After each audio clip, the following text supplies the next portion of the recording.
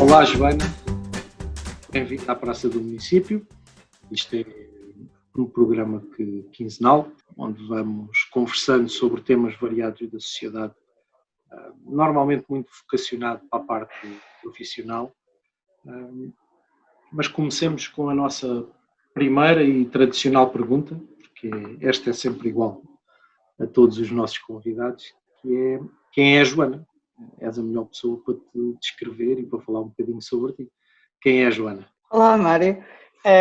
Boa noite. Antes de mais, obrigada pelo teu convite para vir à Praça do Município. É com muito gosto que aqui estou a falar contigo um bocadinho sobre mim, do meu percurso. Julgo eu que não haverá ratoeiras aí pelo meio.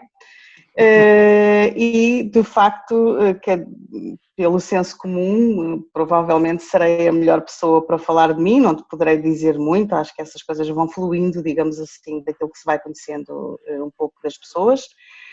Eu sou um ser humano comum, como os outros todos, como é verdade. A Joana é um ser humano cheia de defeitos e com algumas virtudes também. É mulher, é uma mulher, é mãe, é exatamente por esta ordem. Sou advogada, sou formadora, sou uma cidadã do mundo, vivi durante muito tempo fora. Sou de facto feminista, ativista pelos direitos humanos, em especial pelos direitos humanos das mulheres. Não numa perspectiva de discriminação, como é óbvio, mas numa perspectiva de tentar colocar as coisas num plano de igualdade e, sobretudo, pelos direitos humanos das crianças. E pronto, esse é basicamente o meu caminho. Estava a dizer há pouco que sou uma cidadã do mundo, vivi alguns anos fora, vivi em Macau.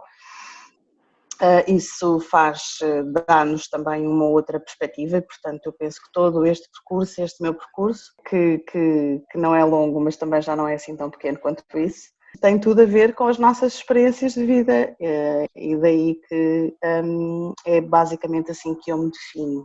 Sem dúvida. Disseste aí que viveste uns anos em Macau. É uma cidade que me diz muito. Na minha atividade profissional também tenho algumas ligações a Macau. Fiquei a conhecer aquela cultura não tão bem como tu, mas fiquei claramente com a sensação que é uma cultura muito especial mas isso leva-me à pergunta, até porque parte da tua formação pessoal passou por Macau, leva-me à pergunta: como é que surge o direito, em especial o direito da família na tua vida, e isso tem alguma coisa a ver com essa tua passagem em Macau? Houve alguma coisa que te despertou lá, ou é apenas fruto de uma personalidade já muito vincada tua para essa área?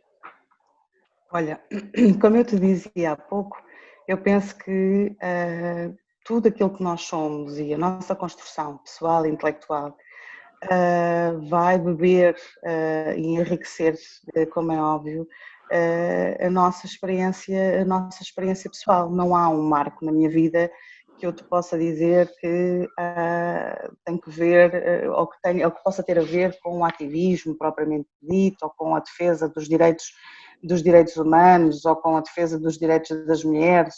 Pronto, não há um marco na minha vida que eu te possa dizer assim. Houve sim coisas na minha vida que se foram passando e que me foram suscitando algumas interrogações.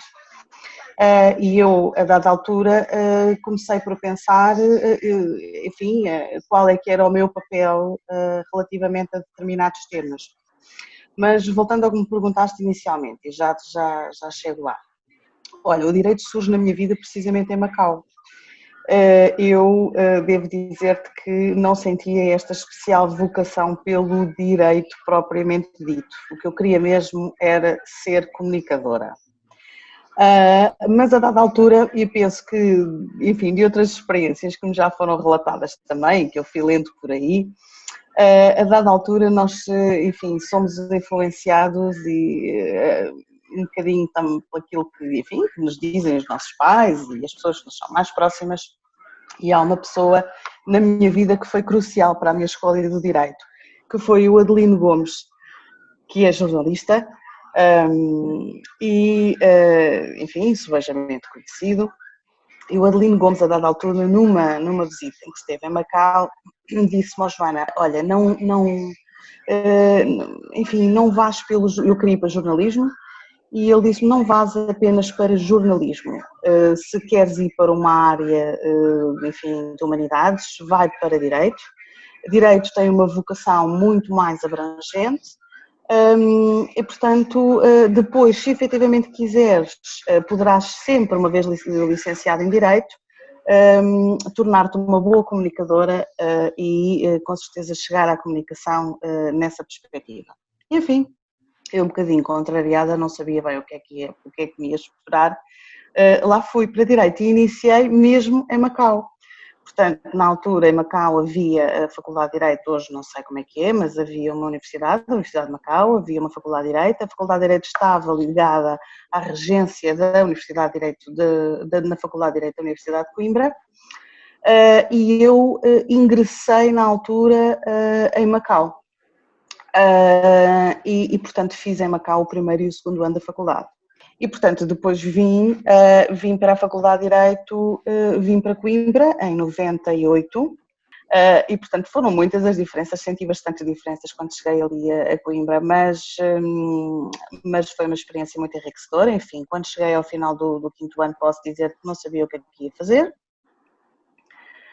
Tive um bocadinho na expectativa, não sabia se havia de ser advogada, se havia de ser magistrada, portanto tinha ali assim aquele chamamento um bocadinho pela magistratura, tentar a magistratura, mas na altura, já lá vão alguns anos, eu quando acabei a licenciatura, portanto eu tinha que esperar 2 anos para poder concorrer ao SES, e tinha que ter 25 anos, como eu me licenciei muito nova.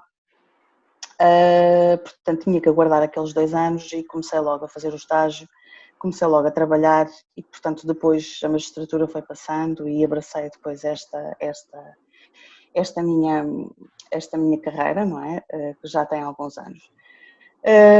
Relativamente ao direito da família propriamente dito, o direito da família entra na minha vida, ou esta paixão pelo direito da família entra na minha vida por associado a uma série de questões pessoais. E, portanto, porque lá está, porque nós vamos tendo um percurso de vida e o percurso de vida vai-nos chamando para determinadas ações que nós queremos ter na sociedade. E pronto, devo dizer que na faculdade até nem foi uma cadeira que eu gostei muito.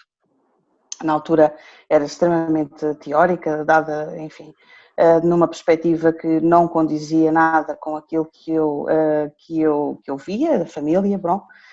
E, portanto, depois isto foi o meu percurso de vida e foi, de facto, o meu crescimento como pessoa, como ser humano, como mulher, que me levou para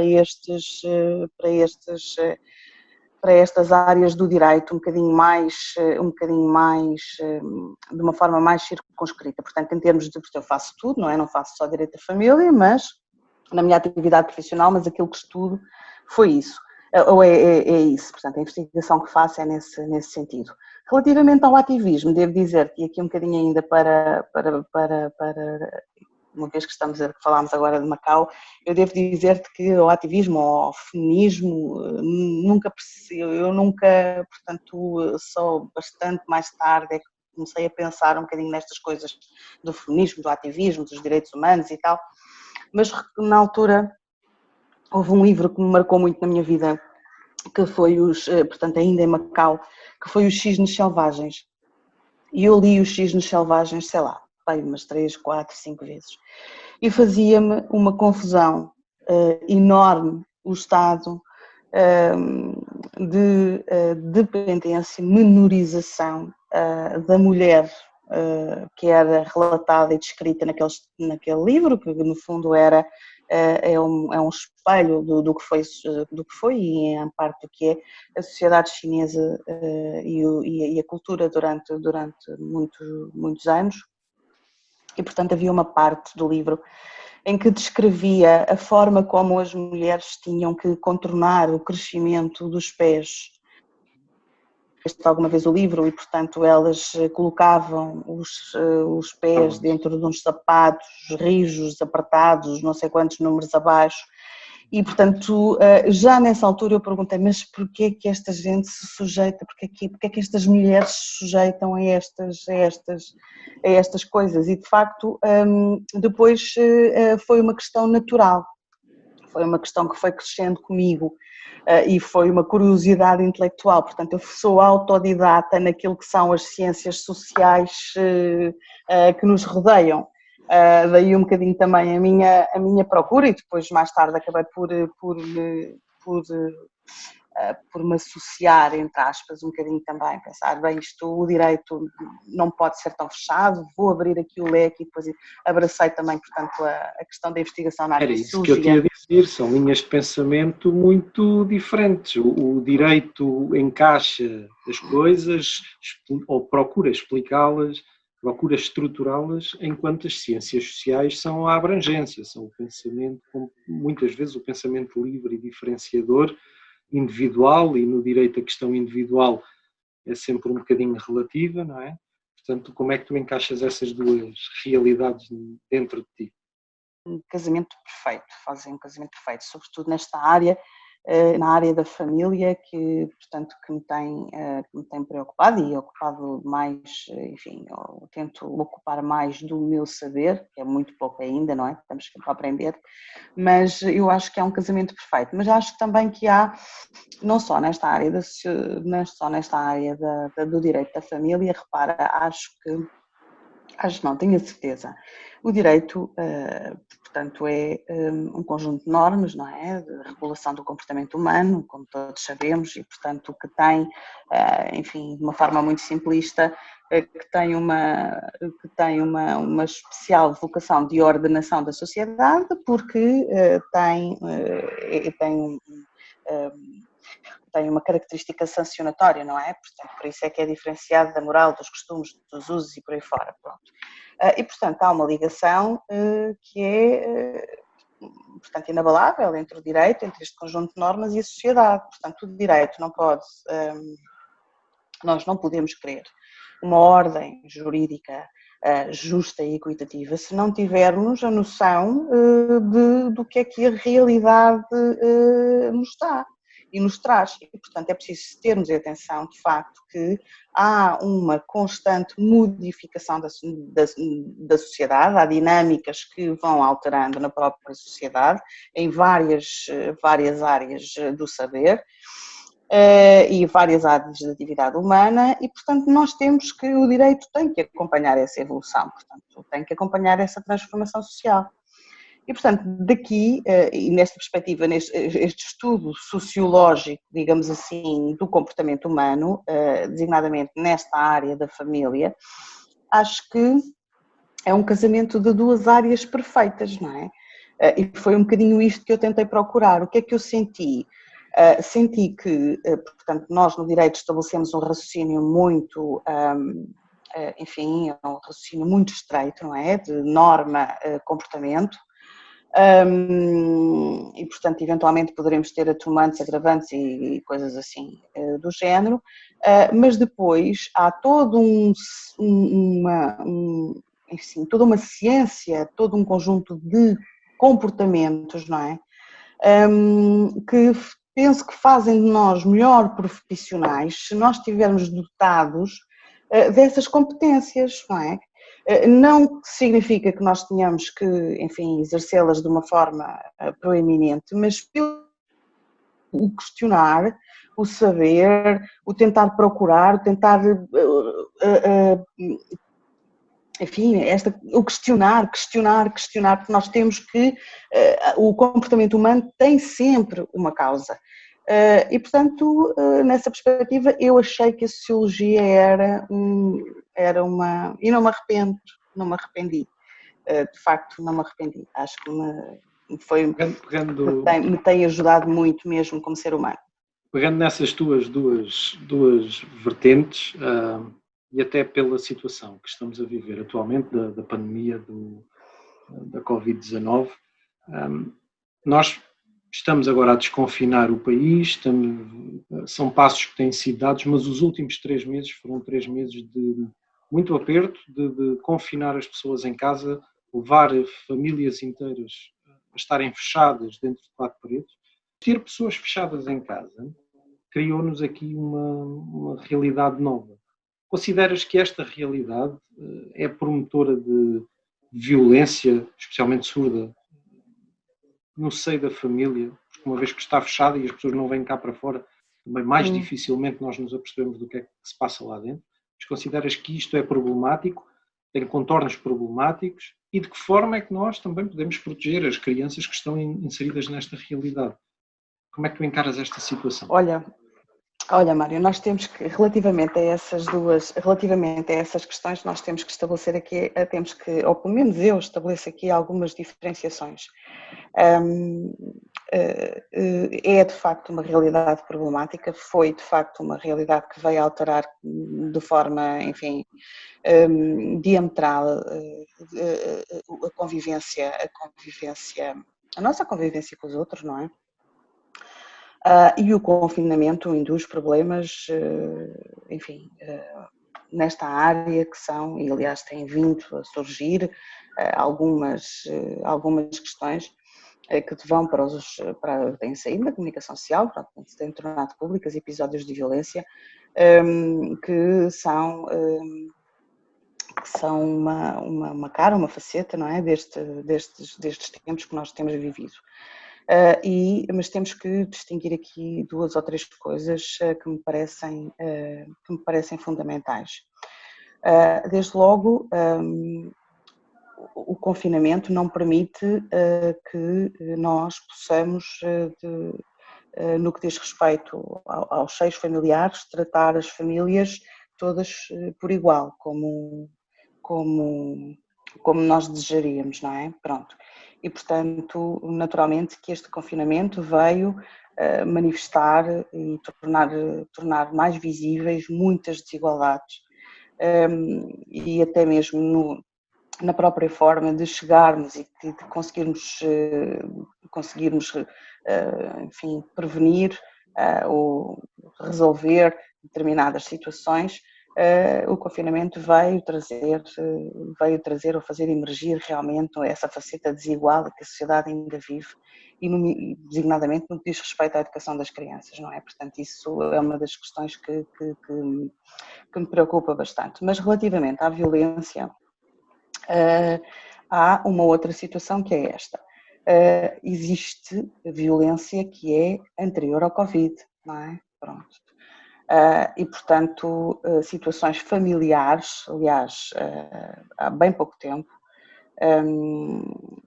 eu tenho memória de ter lido uma reportagem, não me lembro em que órgão de comunicação social, em que jornal, mas tenho memória de ter lido, portanto, uma reportagem dizendo que, de facto, existiam, em que se esperava que os números da violência doméstica, e é um facto, dos números da violência doméstica, porque não sei se tens essa noção, nós reduzimos o número de queixas de violência doméstica, portanto, de forma completamente diferente do que aconteceu noutros países. Nós, o confinamento, portanto, teve como consequência uma redução das queixas e, portanto, aquilo que se espera de facto é que essas queixas portanto, futuros divórcios e futuros problemas familiares venham agora numa fase posterior em que as pessoas começam a desconfinar. Essa redução das queixas não tem a ver com o facto de existir menor violência, tem a ver com o facto de a convivência dentro de 4 paredes tornar praticamente impossível, e em muitas situações, quer dizer, impossível mesmo, provavelmente fazer a queixa. Por outro lado, os números também têm dito que, portanto, as queixas que surgiram na fase Covid, portanto, seriam queixas em que as pessoas acabavam por demonstrar alguma exaustão deste confinamento e, portanto, que não se tratavam de situações portanto, a reportagem dizia isto, não se tratavam de situações em que a violência já era anterior, em que havia uma violência reiterada já anterior, mas que se tratava de uma consequência daquele confinamento e da exaustão das pessoas que de alguma forma perturbava e portanto isso faziam surgir estes conflitos e portanto houve algumas, maioritariamente mulheres, que saíram, que chegaram mesmo a ser acolhidas em casas de abrigo por força destas circunstâncias.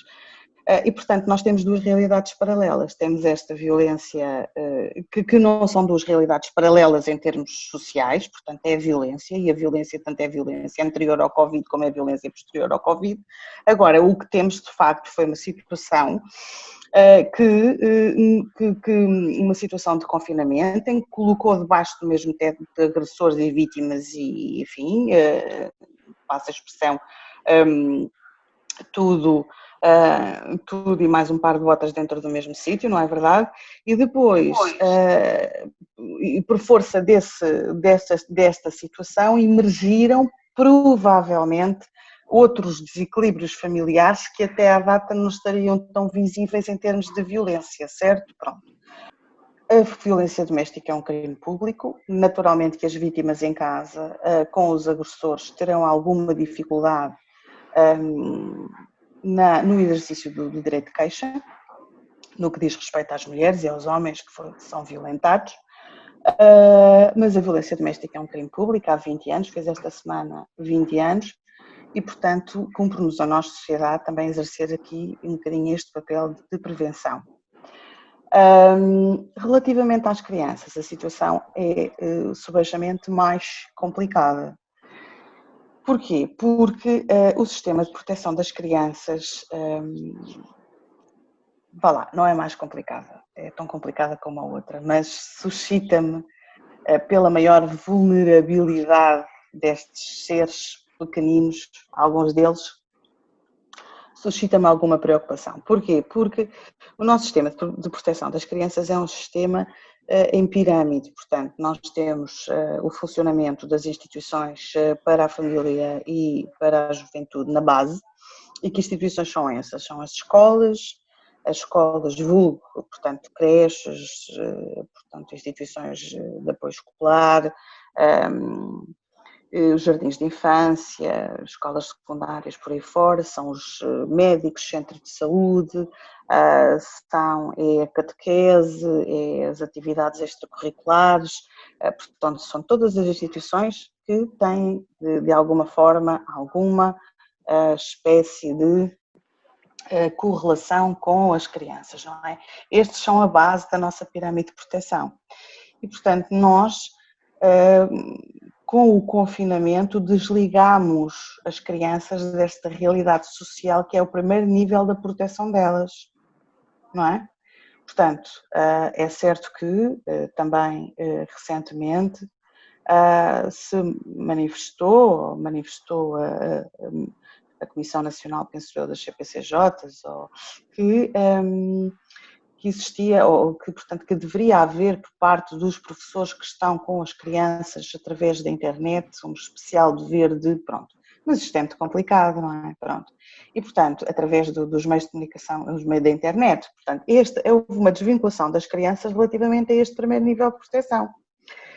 E, portanto, à partida, temos a proteção enfraquecida, não é? Pronto. Depois, o segundo nível de proteção são as CPCJs e depois os tribunais. Portanto, a sociedade tem aqui um dever especial. E, portanto, quando as crianças estão confinadas e sujeitas, eventualmente, a determinadas formas de agressão que estão completamente para além da nossa capacidade de resposta social, não é? Da sociedade, como aconteceu, por exemplo, com a Valentina, não é? Que aconteceu agora, mas nós não sabemos os contornos, mas a Valentina era uma menina que estava, enfim, na casa do pai, pelas razões que eventualmente se provarão, mas estava na casa do pai, portanto nós deixamos de ter socialmente esta capacidade, se não ouvirmos, se não virmos, não é? De proteger as crianças e, portanto, aqui eu acho que a situação ainda se coloca de forma, porque as crianças não têm, elas têm vontade própria, mas às vezes não têm, não se conseguem exprimir, não se conseguem manifestar da mesma forma que os adultos conseguem. E, portanto, quando eu digo adultos, digo neste caso as mulheres e os homens, se estivermos a falar em termos de violência intraconjugal, pronto, portanto, as mulheres, as crianças e os idosos são vítimas especialmente vulneráveis desta situação de confinamento, claro que sim. O que é que nós podemos fazer? O que é que nós podemos fazer enquanto sociedade? Pois neste caso é estar muito atentos, como é óbvio, e aprendermos. E temos que meter a colher. E temos que meter a colher, como é óbvio, temos sempre que meter a colher. Portanto, estarmos muito atentos, chamarmos, denunciarmos sempre que houver que fazer. Há as linhas de apoio, quer do IAC, do Instituto de Apoio à Criança, neste caso, existem as linhas de apoio da Comissão Nacional de Proteção de Crianças e Jovens, relativamente às mulheres também existem as linhas de teleassistência e de apoio, existem várias soluções relativamente a casas-abrigo, no que diz respeito às mulheres, mas lá está. Muitas vezes, neste caso, as vítimas, sejam elas mulheres, sejam elas crianças, às vezes as mulheres e as crianças que não se conseguem libertar desta violência, pois naturalmente que compre-nos a nós, que estamos ao redor, meter a colher e a denunciar. O que é que falta fazer também, como lógica de proteção aos seres humanos que estão em casa, para podermos encontrar este equilíbrio e deixar de existir o homem e a mulher. O homem e a mulher nunca vão deixar de existir porque são sexos fisiologicamente diferentes, mas estas conotações de que o homem tem o dever de fazer isto, a mulher tem o dever de fazer aquilo, o homem é mais forte, a mulher é um ser mais fraco. Quando é que isto desaparece? O que é que nos falta percorrer para chegarmos a isto? E a forma como estamos a percorrer, não é? Será a melhor forma? Poderá provocar mais desigualdades ou não? Olha, eu acho que nós nos últimos anos tivemos avanços imensos, não é? Que são notáveis e nunca se falou tanto de violência. Também, digamos que a violência tem formas mais expressas, a comunicação social também está, enfim, também está, ou tem um papel fundamental, às vezes, umas vezes para o bem, outras vezes não é tanto assim, mas repara, eu julgo que nós fizemos avanços, temos tido avanços muito profundos e que de alguma forma nos têm ajudado a perceber coletivamente que existe um problema. Okay? Ainda há não muito tempo, desculpe interromper-te, ainda há não muito tempo do ponto de vista histórico, tinhas em vigor em Portugal um Código Civil, Código Seabra, onde a mulher tinha um peso idêntico a qualquer outro objeto da casa, não é? Era Exato. Vista de uma posição de menorização tremenda. Sim. Pois, mas era isso que eu te ia dizer. Nós tivemos várias etapas, digamos assim, na construção deste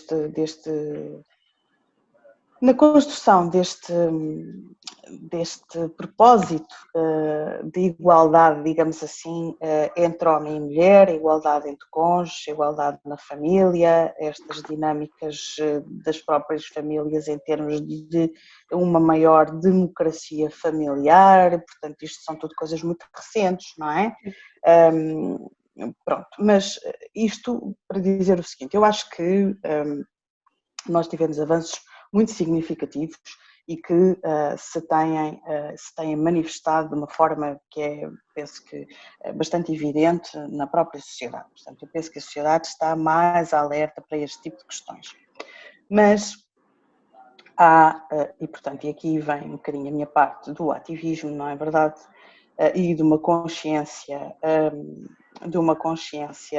um bocadinho mais, enfim, aprofundada sobre determinadas coisas, portanto, que é a minha visão, não é? Que é a minha visão ideológica também sobre determinadas questões.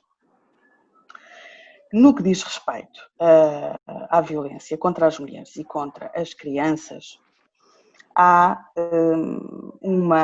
portanto, um sentimento que é estrutural na sociedade, não é? Pronto. E, portanto, eu penso que o combate, entre aspas, como é óbvio, ou aquilo que efetivamente tem que ser alterado, é uma questão de mentalidade.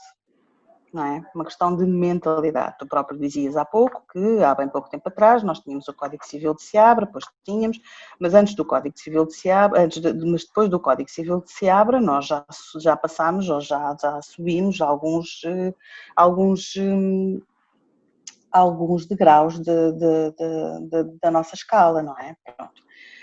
E na realidade o que nós atingimos, que é uma coisa que é enfim, uma escapatória fantástica, é atingimos aquilo que nós chamamos uma igualdade formal, não é? Portanto, nós temos uma Constituição que é das Constituições mais modernas e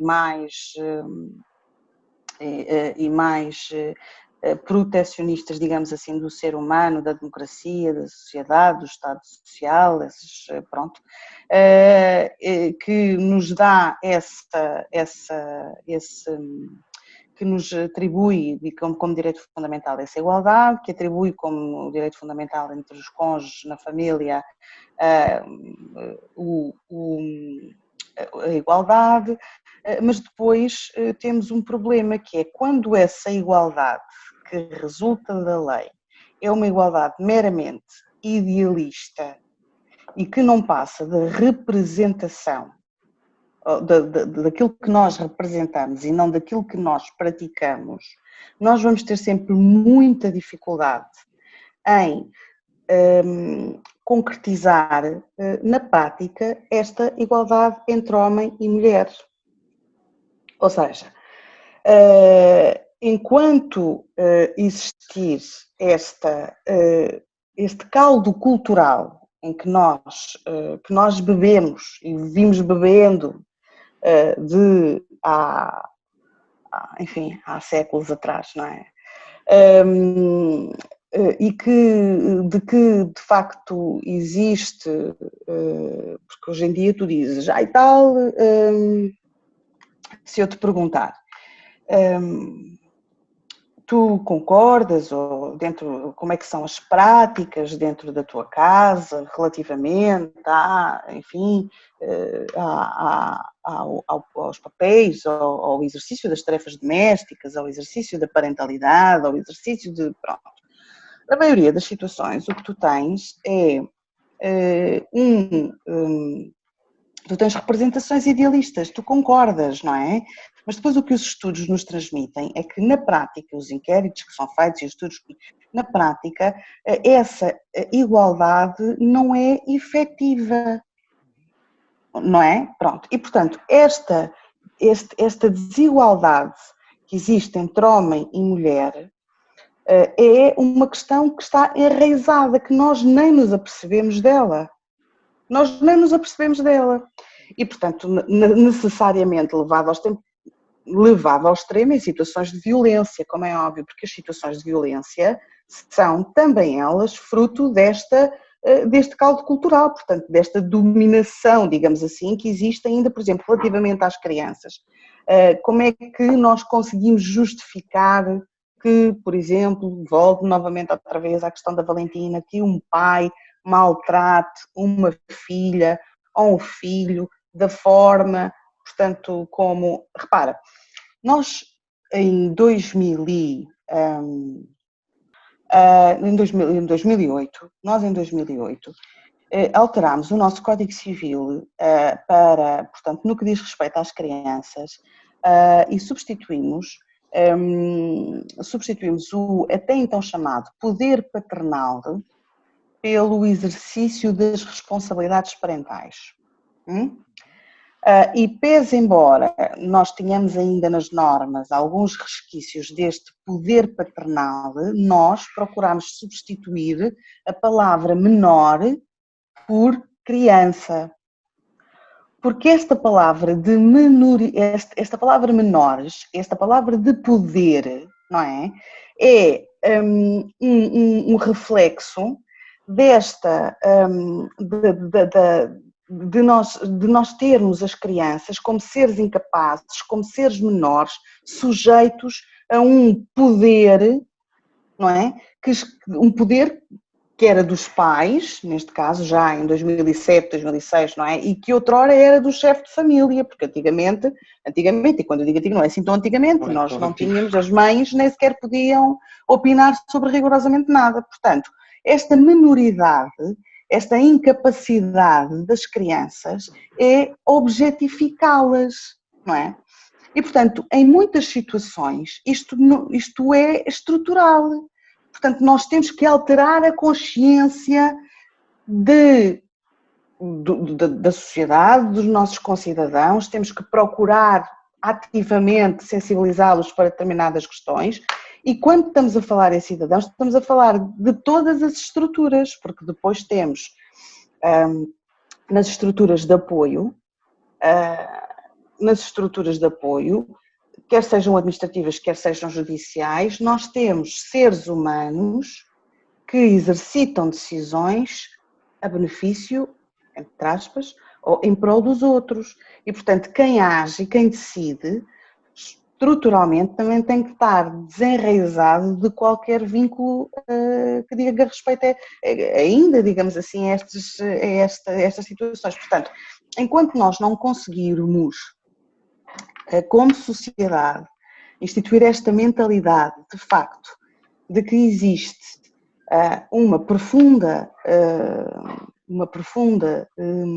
enfim, desigualdade ainda em matéria de relações. Aqui há uns tempos atrás, para dar um exemplo, alguém me dizia assim, essa coisa da igualdade dos homens e das mulheres nos salários e no trabalho, isso é uma coisa que é completamente absurda, porque no funcionalismo público, portanto, os níveis dos salários estão tabelados, não é? Pronto. Portanto, para homens e para mulheres ganha tudo igual. No privado existem contratos coletivos de trabalho que estabelecem retribuições mínimas e, portanto, não há como ganharem menos ou ganharem mais. Se nós fizermos um estudo aprofundado sobre esta questão,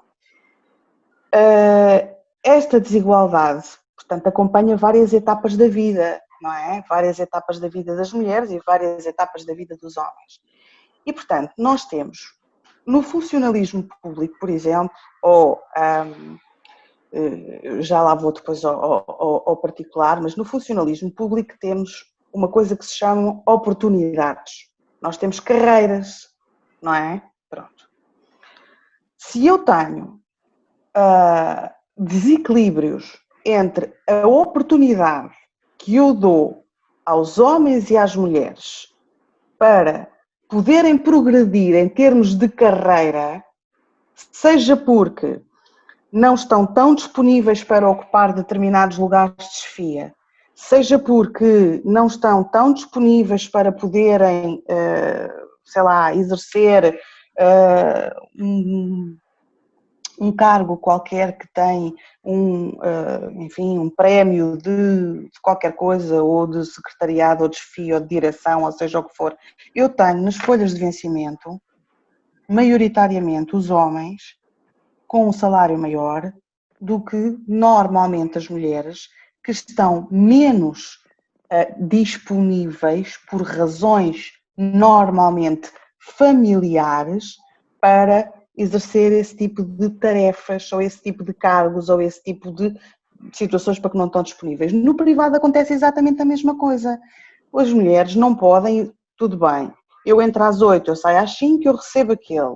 Mas se eu quero progredir, se eu quero fazer horas extraordinárias, se eu quero fazer, eu tenho que ter disponibilidade. Portanto, eu tenho que ter aqui o mesmo nível de oportunidades. Enquanto eu não tiver as mesmas oportunidades entre homens e mulheres, eu não tenho uma razão de equidade. E, portanto, depois vou ter sempre disparidades salariais, não é?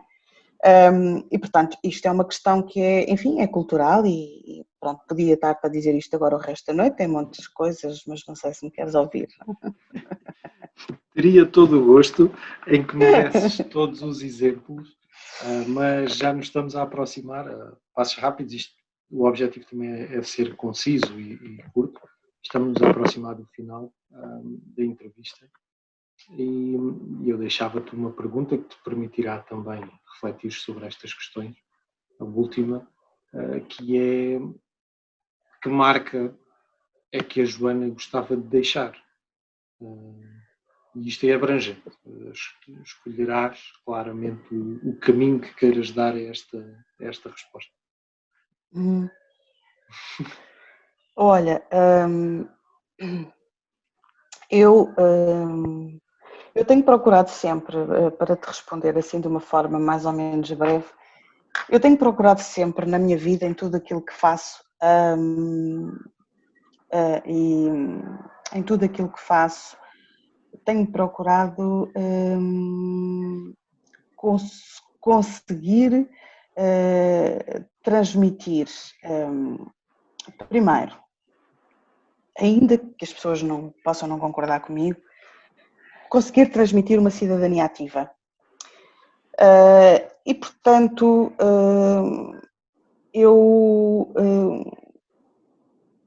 a minha preocupação é eu poder dizer e deixar a mensagem daquilo em que acredito, ok? Nem todas as pessoas, felizmente, gostarão de mim, porque não temos que gostar todos uns dos outros, nem todas as pessoas acharão que eu tenho razão em tudo o que digo, como é óbvio, mas tudo aquilo que eu digo, eu acredito, não é? Pronto. E, portanto, a minha missão é exercer uma cidadania ativa, como ativa e consciente, como exemplo de mulher e como exemplo de mãe. Essas são as minhas maiores preocupações. É que daqui a uns anos, quando, enfim, as minhas filhas olharem para trás, me possam dizer e possam de alguma forma dizer que eu ensinei qualquer coisa. Pronto. Relativamente ao mundo exterior, é de facto passar uma mensagem, que isto não caia num ciclo de comunicação em que as pessoas, lá vem outra vez falar sobre estas coisas, que não vejam isto desta maneira, mas de facto que a minha mensagem possa de alguma forma ser interiorizada enquanto cidadã, e que as pessoas possam captar a mensagem de que falta fazermos ainda alguma coisa ou a benefício de uma sociedade justa e igualitária. E, portanto, trabalharei sempre no que me for possível para deixar esta mensagem. E do que tiver que ultrapassar, ultrapassarei sempre, porque penso que esta é uma missão. Nós temos, cada um tem a sua e eu tenho esta. Obrigada. Obrigado, Joana, por teres estado connosco e por permitir que as outras pessoas também bebam um bocadinho daquilo que é o teu sonho, a tua ideologia, a tua luta diária. É um bocadinho esse o nosso objetivo aqui, é permitir que cada um dos nossos convidados possa também ele partilhar com as outras pessoas que nos veem um bocadinho da sua vida. E com estas partilhas, acho que todos nós saímos mais ricos e todos nós conseguimos construir uma sociedade um bocadinho mais igualitária, mais justa. É por aí o nosso caminho. Obrigado a todos por terem estado a assistir. Vemo-nos daqui a 15 dias.